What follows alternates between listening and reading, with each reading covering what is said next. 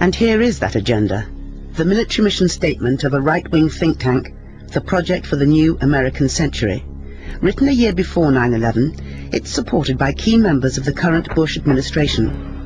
The drafting was supervised by Cheney, by Donald Rumsfeld, by Paul Wolfowitz, by Jeb Bush, who's the president's younger brother, and by Lewis Libby, who's Cheney's chief of staff.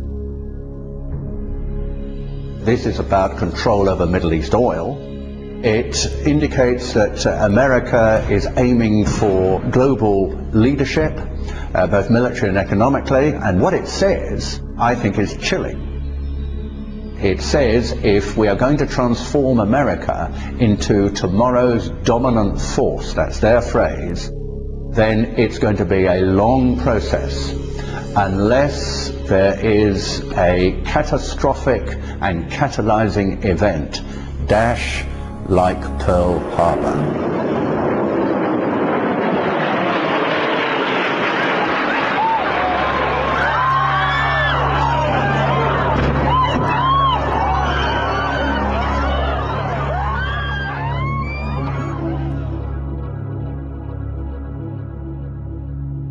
So, what happened? Well, September 11th happened, obviously, and George W. Bush had to rethink. But for many of those around Bush, there was no rethink. There didn't have to be. Long before September 11th, a small, influential group of neoconservatives here in Washington had wanted to see the United States transformed into a sort of benevolent ruler, unchallenged, astride the world. And long before George W. Bush was elected, they sat down and they wrote down a manifesto. The document was effectively a charter of the Project for a New American Century, a neoconservative think tank in Washington.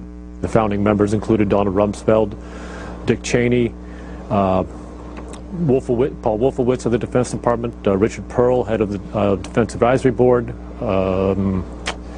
Lewis Libby, Cheney's chief of staff, John Bolton, Undersecretary of State for Arms Control, Elliot Cohen, who's on the Defense Policy Board. Much of what these men wanted is coming true.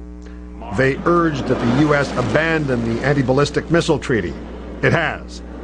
They wanted establishment of more permanent U.S. military bases abroad. That is happening in the Philippines and in Georgia and will likely happen in Iraq. They urged regime change as a goal of foreign wars, not just in Iraq.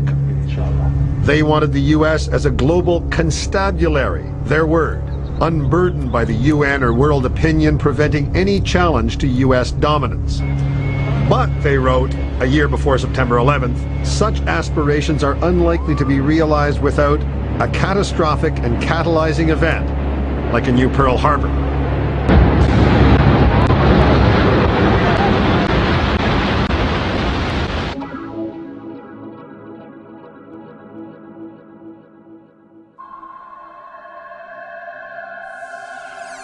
The United States of America is the most powerful nation on earth. In itself, this goes a long way to explaining the things it does around the world. At present, it's conducting a war on terror, or more accurately, a campaign against opposition to US domination. Others prefer to call it the beginnings of the Third World War. The United States has an insatiable appetite for conflict, and since going into Korea in the 1950s, it's been at war with someone or other in some corner of the globe non-stop right up to the present day. This drive is now led by the weapons manufacturers themselves. It is a highly dangerous precedent. I call it war corporatism. It is the door of a new fascism being pushed open. And don't be fooled, not all fascism looks like Adolf Hitler. The reality, as we see from the Iraqi invasion, is that the presidency has been captured by the most powerful elements of this corporatism. And this ghastly molecule aims to turn the world into its very own enslaved global market, and the plan is well underway. The attack by Al-Qaeda on the World Trade Center is just one response to it. Is this a conspiracy?